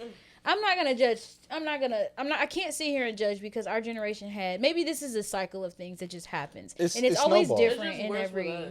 So It's more. I feel like it's just more rules than what we had. But I which think is very interesting. But I think because we group think at this point. yes. So there's no individuality and very little spirituality. You gotta customize your avatar. So like, if you don't have tattoos, you're probably a little lame. If you don't have piercing, you're a little lame. But I think you would look good with them. Or I just had one. If you are an athlete, you are considered as a person who really, really, really gets around. If you play football, you're the worst of them. If you play basketball, you're terrible. If you're a track star, you are disgusting. That's how it seems. But basically, because a lot of people also think like this is what I would do if I was that. Yeah. If I had this. Ooh. But a lot of these Projecting. stereotypes on these come from I mean, people also who were the top sneaky agents of them. So if we all go to the same school, and I was messing with this football player, and then I found out he was hiding 3 girls and then about 5 little ex-girlfriends from me. Oh, you get around, I'm gonna tell everybody this about this. Oh, and then my homegirl's running to his homeboy who's also on the team. Oh, you're a football player too. Oh, so that must mean you get around too, because that's your friend. He's on the football Birds team. of a feather. So that's really the big thing. Whatever you're associated insecurity with becomes it's it so many becomes a things categorization that of what play you are. into it. Yeah. I mean, so this is what we propose through There's an Iron Marriage, especially when you have a relationship with God, you actually break a lot of those things within yourself.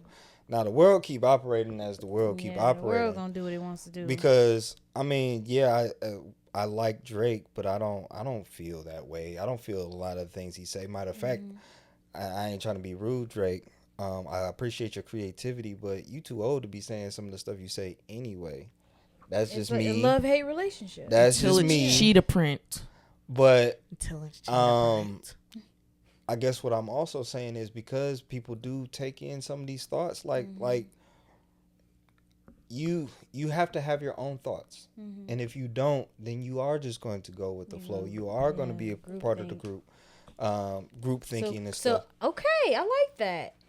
A way to get that generation to get out of that insecurity, that selfishness, and that group thing is to think for yourself for once. Absolutely. What is your gut telling you? But what have that's you a 50-50 prayed about? chance every time. And what is God calling you to do? Because once you figure that out, you start walking away from because you feel that responsibility to be who God has called you to be.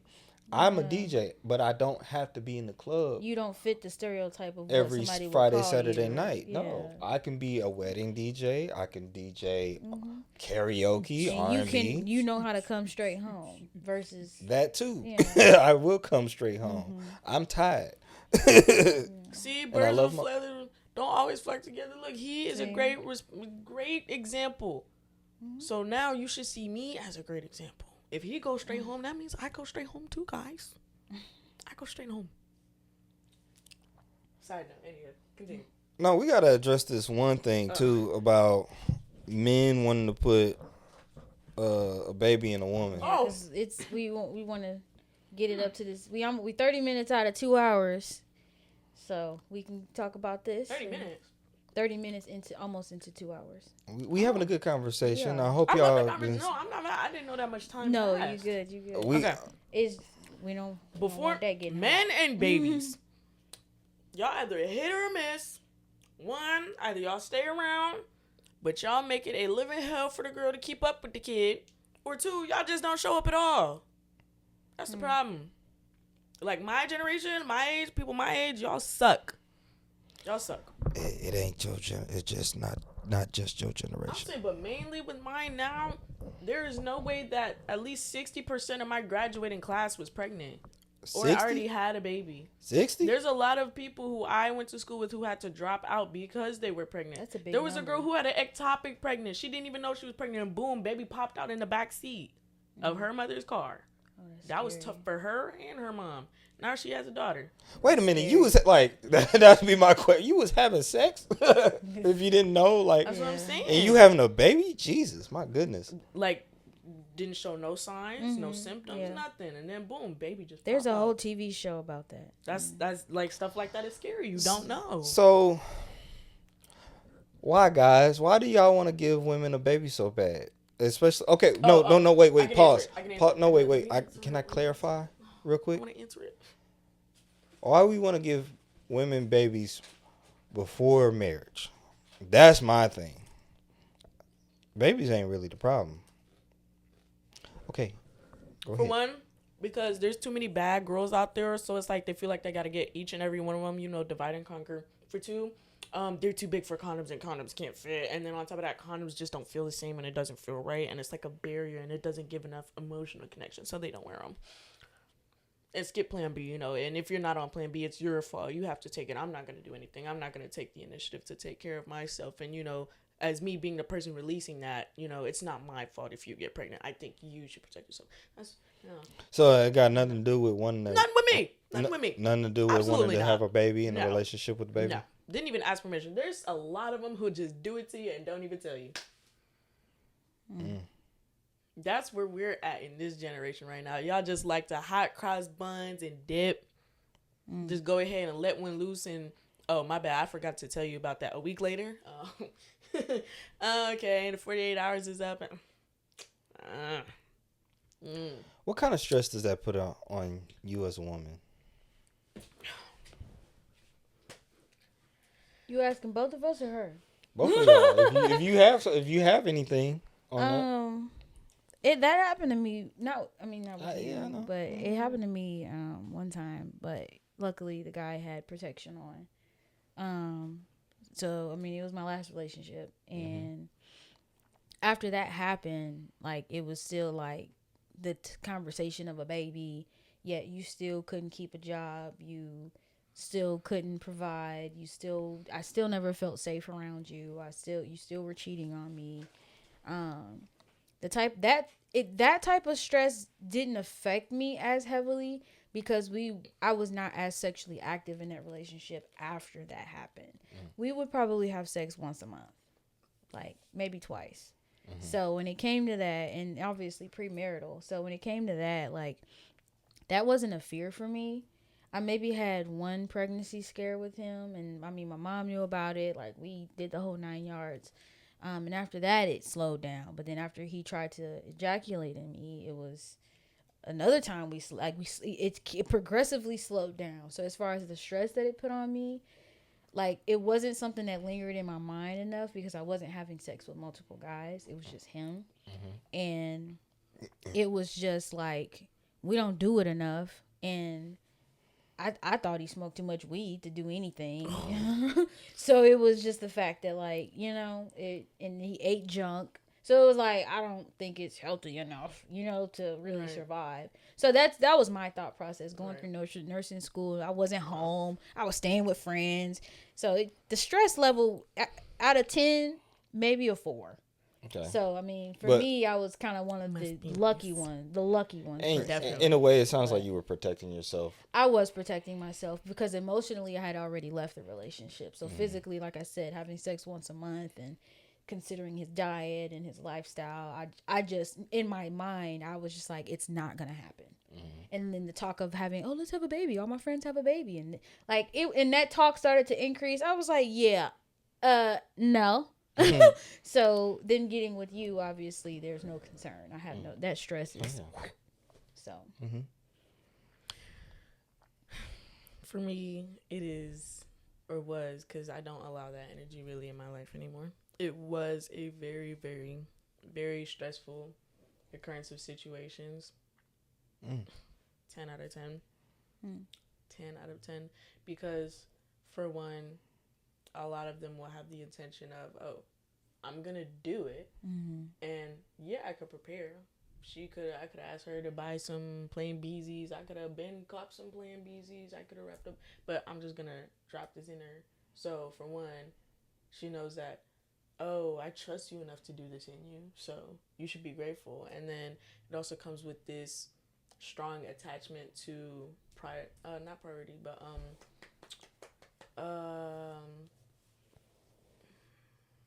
what is the word? Possessive. That's what I was thinking, but it couldn't. Right. Like, this whole thing with possession.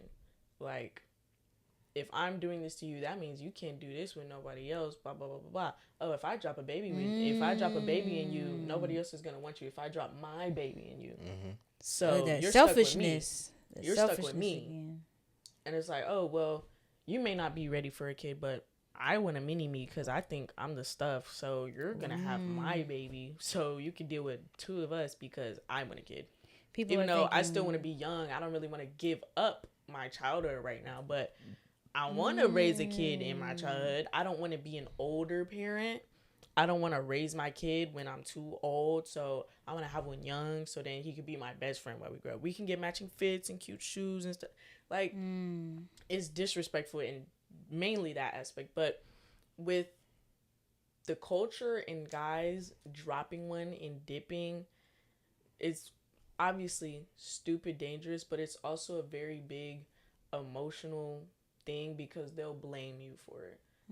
They'll be like, it was good. How could I control myself? How could I control myself? I've heard that one. It was too good. It was too good. Or I've heard that one. They'll be like, you didn't tell me ahead of time not to. I've heard that one. You didn't tell me not to. So it's like, is it really my fault? It's really your fault. This is our first time together. You talk about it. You didn't tell me ahead of time. You didn't tell me not to. What? And even if it's not the first time, like, it's inconsiderate because they think that there's not really many. You could just buy a plan B. There's no guarantee. They don't always work. You tell me this when there's like 10 minutes left. To go literally. And then there's that time frame, and even if you take it too soon, like it sometimes it don't work. And then there are some who will really just be like, okay, blah blah blah, do drop one in you, go cop the plan B, throw it at you, hurry up and take that. Like it's nothing. Excuse me? Yeah. Like, okay, just because you can afford a $60 plan B doesn't mean that I could, and that doesn't mean that you can just drop one here and then this walk becomes off whenever. A habit. Like, okay, you bust one, that's already a negative effect to the cooter, especially depending on what you eat. Okay, and then you throw a plan B on top of it. Okay, now my pH is knocked off. Now my period's delayed. Now I'm not sure for sure if the plan B worked or not. Now my emotions are all over the wall. My hormones are tore up. And then the next time you want to get together, something about you off, something different. Nah, you got an attitude. I don't like that. I don't know, somebody is different right now. I don't like that. Who you been messing with? Who you been doing? Yo, fool. Like, I didn't do nothing. And then when you show them all this loyalty, and then when you finally get to think for yourself and then move on, all of a sudden is, who told you to do that? When did you grow a backbone? Nah, you must have been seeing somebody. So when you start to think for yourself, they start to see this revelation for yourself as if you're the one doing something. No, as you're if the like evil as one. if you did something You're the behind their villain. back. Nobody really wants to take accountability or reflect on what was wrong about them in that moment that was selfish or that was in a point of pure ignorance in order to take the other person into consideration. A lot of these guys do not take women into consideration. And then the last thing with that is some of them will pretend to care. That's the biggest problem. That's what puts girls in the position that they do now. Like, a lot of guys will gas your head up to beyond the moon. I mean, to Uranus and back. They'll gas your head up just to see if they can get the opportunity to get in there. And then once they conquered that, they see you as a trophy. They see you as a token of appreciation. Like, oh yeah, I hit that. I don't know about you. I don't know if you can get it there, but I hit that. So. And she let me do that one thing that, yeah, that you didn't get to do. And then, she gonna let me come back because I told her she was beautiful, and she told me nobody ever called her beautiful before. So it's like, I'm kind of a ledge up there or whatever. And then it's like, it only benefits them whenever they want to come back. And then when you forbid them from that, when you finally get an understanding of your self-worth, oh, that's why you was trash anyway, there was nothing good about you, I'm just telling you what you want to hear. Like, ain't nobody gonna do you like I did, ain't nobody gonna love you the way I did. What about what we had? What about what I said to you? And it's just a loophole, and it's literally the worst. So very stressful situations, And it causes trauma for the next relationship. it does. And then Because then it's like, are you gonna act like this too, or how do you know? That's a lot of maturity and that discernment that also you have to can have. influence some young women to be more active than some who They start to from you it. fall into it, like you Yeah. start to believe. You They're said be I'm like, oh, so you said it was Mm-hmm. trash. Let's see if your homeboy think it was trash, and then Right, it goes into a right. loophole. yeesh. So let me say this before it sounds like I'm going to be judging. When in my younger years, when I was very active, yeah, I had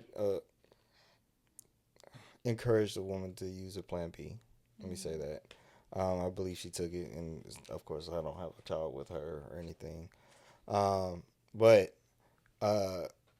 now that I'm, having this conversation, and then also like watching my wife and kids, and seeing how Junior had to try to step up as a man and take care of a baby when I'm glad y'all he know. talked about marriage too. Yeah, because I mean, my whole life in my sexual act and being sexually active, I never wanted to bring a baby into the world without being married. Number one. I agree with that. And then number two, I just seeing how we grew up as a family. Like, I really didn't want to bring a baby into a situation where Yikes. like I could not take care of the baby. When I say take care, it's not just a roof over the head and and food and stuff like that. It's like I want to be present. Yeah. And Enough. also Just give them committed. things. And yeah. committed, and I don't want to hate the woman that I'm with. I don't want to want to get away from both her and the baby and stuff like that. And so, Like you running. even in that moment when I did, offer the Plan B, it was a sense of like I knew I wasn't ready, and so like So you better not do it again. right, and that encouraged me not to end up in that situation again. I just refused to put a child and a woman through that. So for men to sit here and say I don't care, I want to have a baby, especially at such a young age, I feel that's very disrespectful. I'm just voicing my opinion. Like, it's very disrespectful for a young man to think that everything is going to be okay after you do this one thing. It is one moment that can change the life for two people. Really three, honestly, three.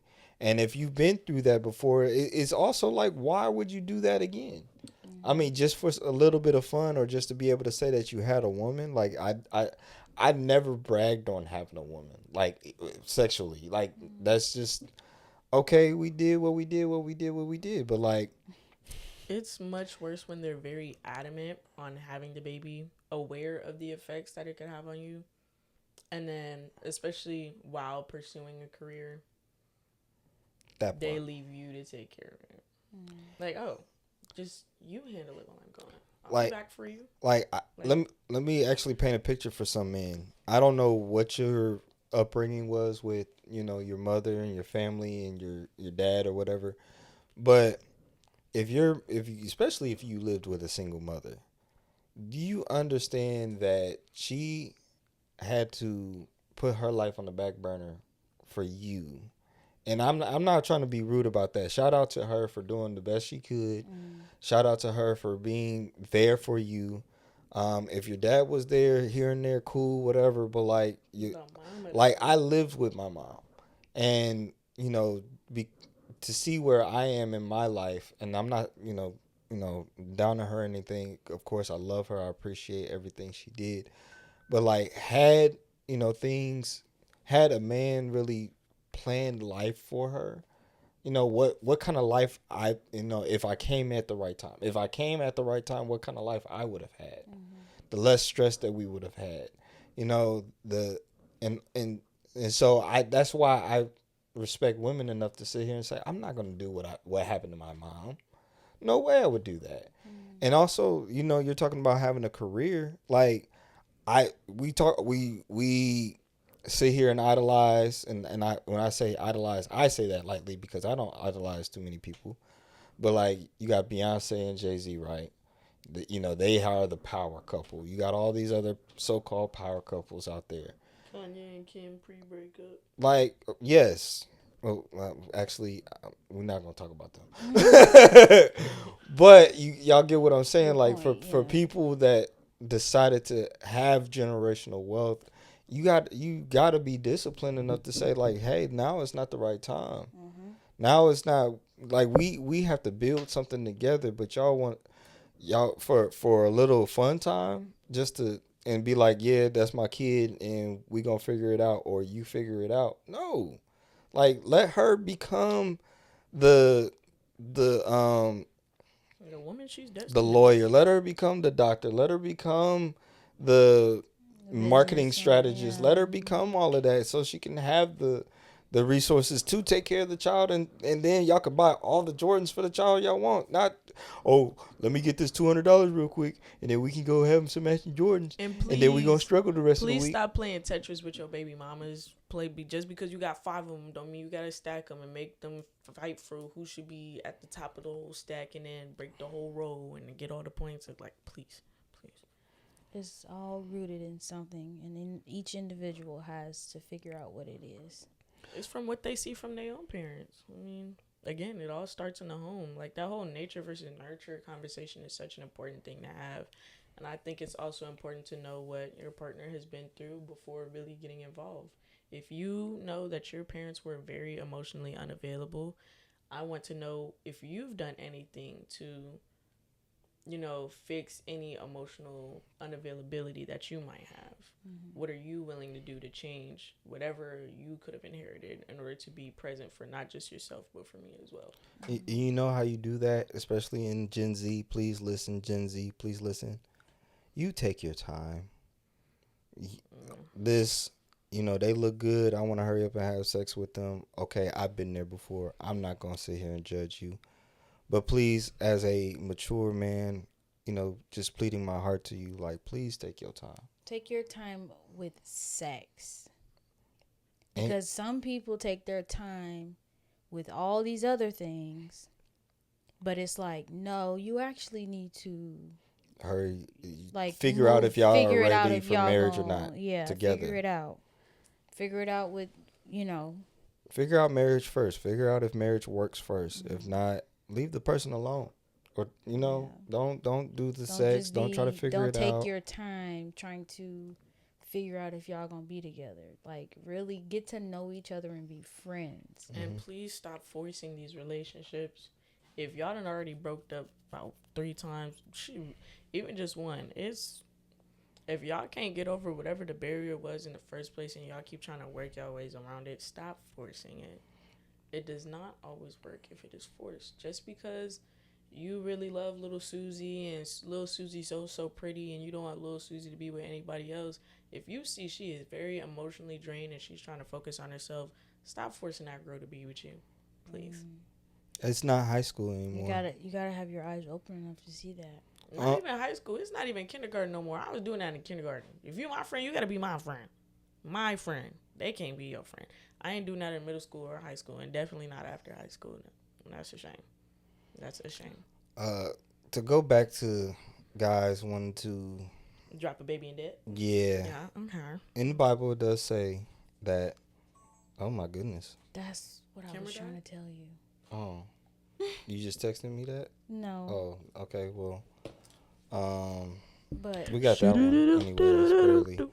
Anywho, a good man leaves an inheritance for his child. Yes. That's what I was trying to get to. My goodness. So obviously we need to wrap up. Yeah. Thank you for your insight. yes, thank you. And we appreciate you and appreciate the fact that you are very aware of yourself. Absolutely. Painfully. At such a good young age. Painfully. We pray, because we would love to have more conversations with you on camera. Yes. I'd hope so. But in the meantime, we pray that good things keep happening to you, and you get to grow and mature and live a good life. We definitely do. Thank you, guys. You're very welcome. Well, to the ones that can't see us on camera right now, we love you. We'll probably see you. Yeah. Okay. I mean, Wrap it up, baby. Yeah. You the one. Okay. Anywho, we love you. We hope to see y'all another time on another podcast. Like, share, subscribe. Find the book. Don't get nobody pregnant, guys. Go get the book. Please. Unless you love her. Show them the book. Show them the book. Show them the book. We got the book. We got the book. We got the book. We got the book. All right, y'all. Holla at y'all later. I am marriage. Just imagine. Do you have headaches when it comes to relationships, like in your dating life or in your marriage life? Like, do you have questions when it comes to marriage and what does that even look like? Or are you having a hard time getting married? Like, ugh. Well, if you do, we have the solution for that. We have a book titled There's an I in Marriage. Boom. This book has all the answers to anyone who is dating, single, married, any way for you to get those headaches out of those situations. The answers are in here. Boom. Look, we have a YouTube page as well with our podcast. We talk about all these different topics. And yeah, just follow along. Like, subscribe. Come check us out. Get the book. Do it.